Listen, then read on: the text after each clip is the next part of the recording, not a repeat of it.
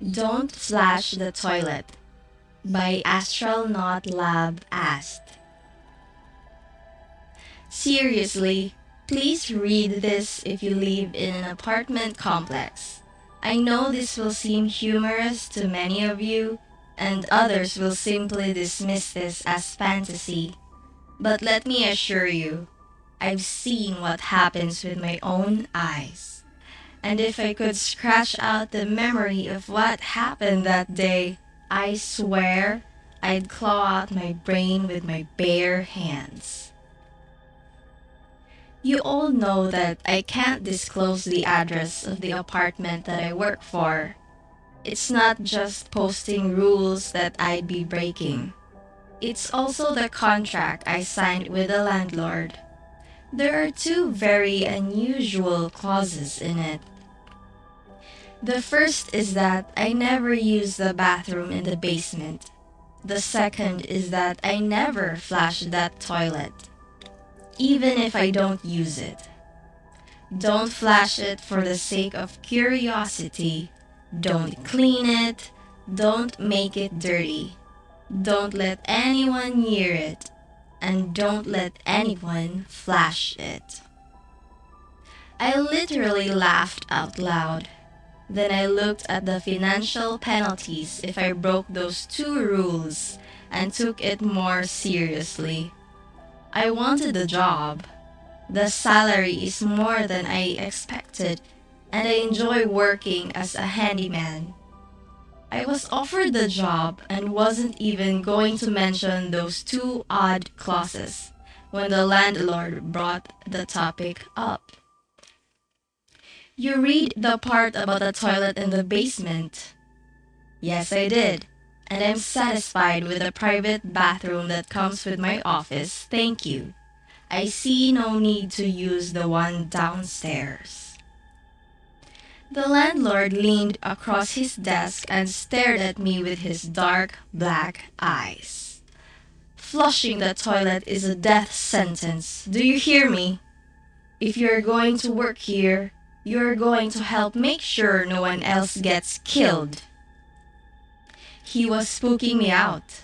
I had to ask, wait, someone died from flushing a toilet? Not just one person. Over the years, half a dozen people have died because of the specific toilet. One of the victims, the last one, happened on my watch. The police filed his death as an unsolved crime, just like the others dating all the way back to, well, back a long time. My God, I said, is there a reason why you haven't gotten rid of it? His eyes changed. The intensity was gone. He looked scared. I can't remove or alter the toilet in any way. It's in my contract, he said softly and leaned back into his chair. I didn't know what that meant, but I really wanted the job and didn't want to talk about this strange topic anymore. I can handle not flushing one toilet in the entire world. I assured him that I would never break my contract with him.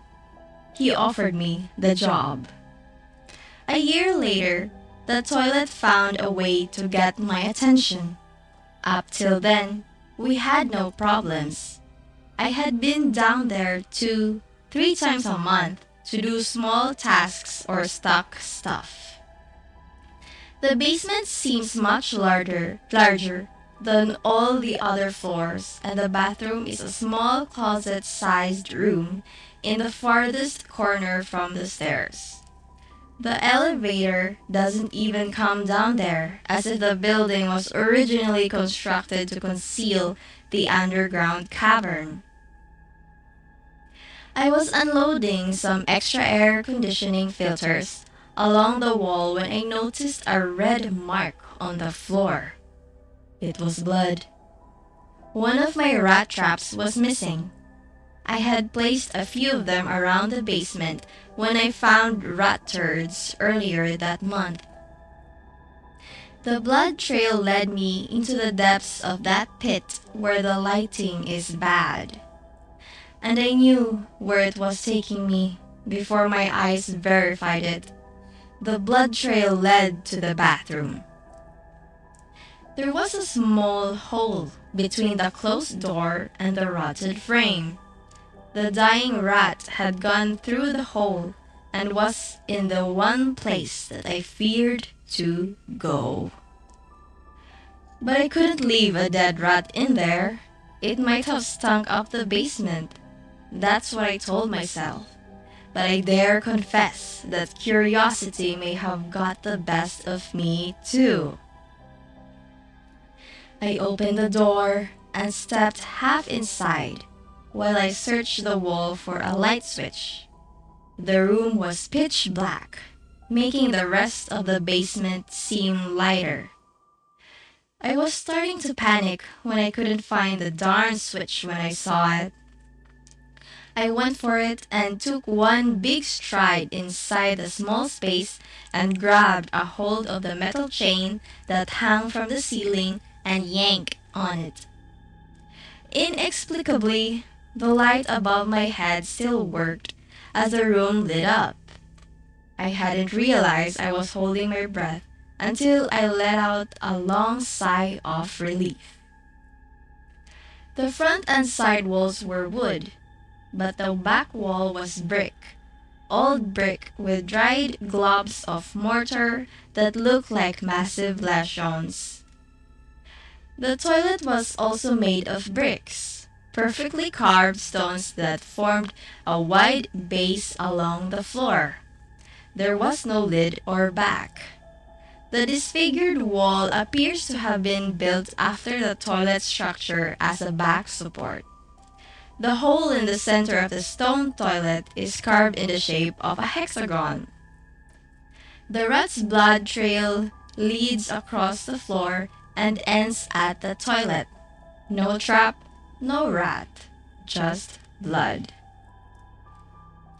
I looked around. There wasn't anywhere for it to hide.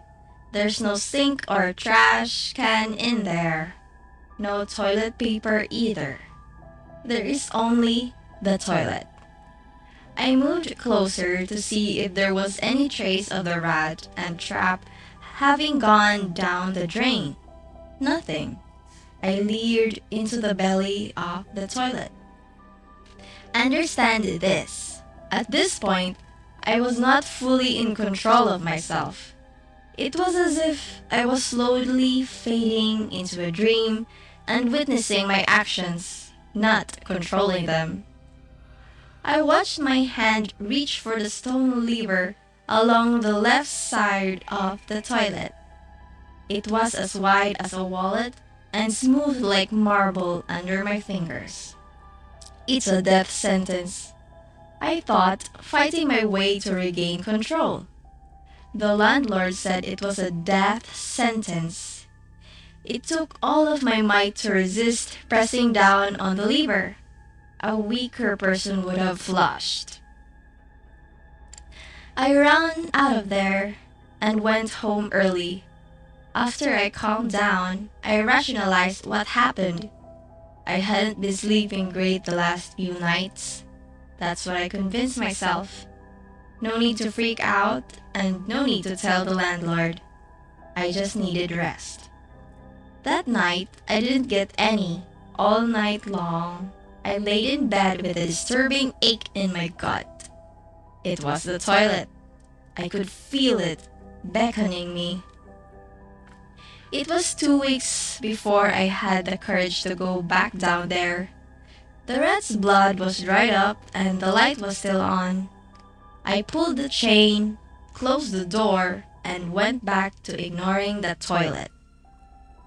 That was my mistake. I didn't realize how hungry it was. My close encounter with it must have increased its longing for a fresh victim. That means I bear some responsibility for what happened to the newlywed couple that recently moved into the building. I liked them very much. Young, energetic, and crazy for each other. Even though I only spoke with them a few times while they were in the process of moving in, but I could tell that they loved each other, not as a new couple, as a pair of old souls that had found each other again. Maybe I'm being dramatic given what had happened that day. The wife had knocked on my door to say that their toilet stopped flushing and for the life of them they couldn't get it working again. She seemed embarrassed. I told her I'd be up in a few minutes to take a look at it. She left. I gathered my tool belt and called the landlord. He had told me many times to contact him immediately if there was a toilet-related issue anywhere on the premises. This was my first one, so I called him and told him the situation. "Stay where you are," he yells into the phone. "I'll be there in 5 minutes."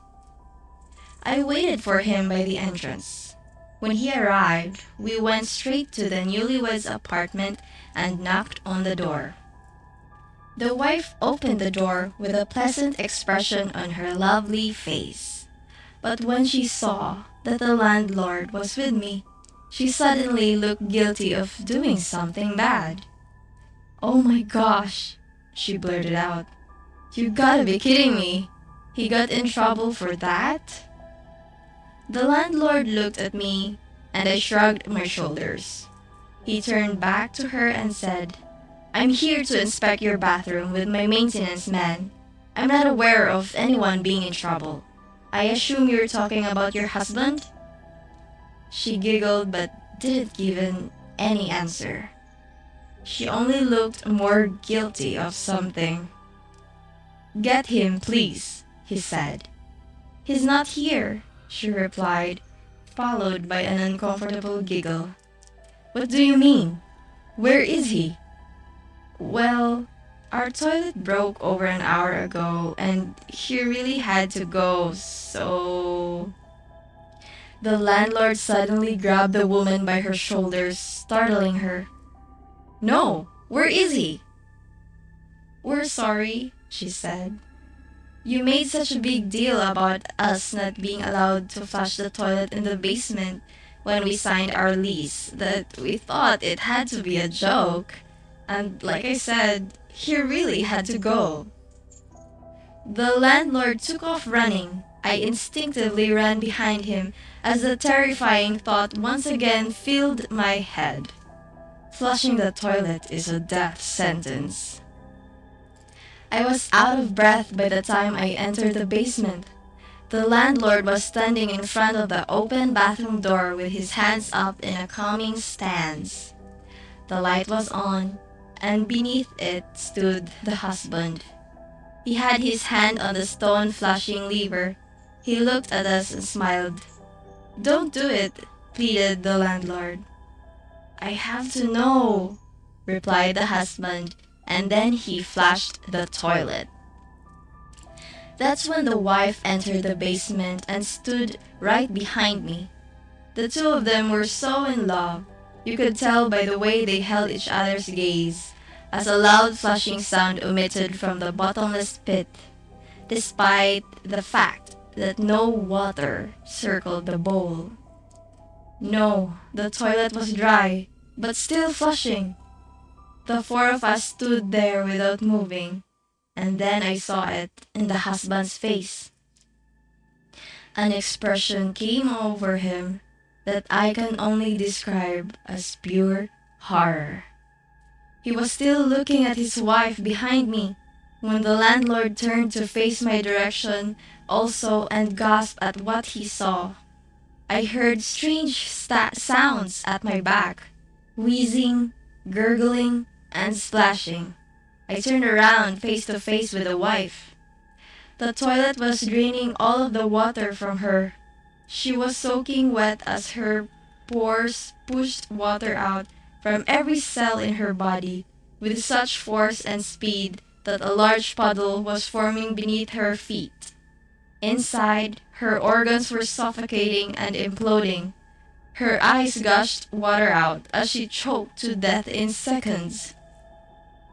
The sound of the toilet draining slowly came to a silence as the wife collapsed on the wet floor, making a splash. She looked like a dried raisin. Someone started screaming.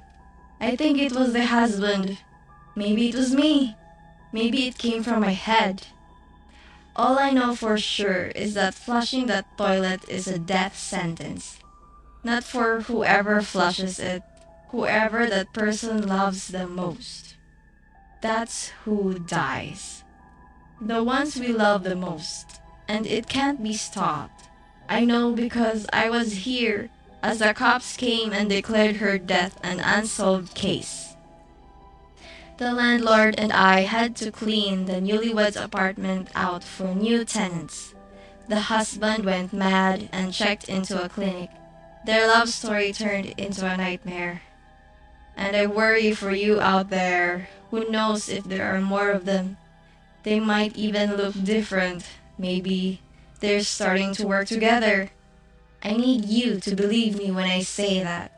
If you live in an apartment and you've been warned, then please, I beg of you, don't flush the toilet.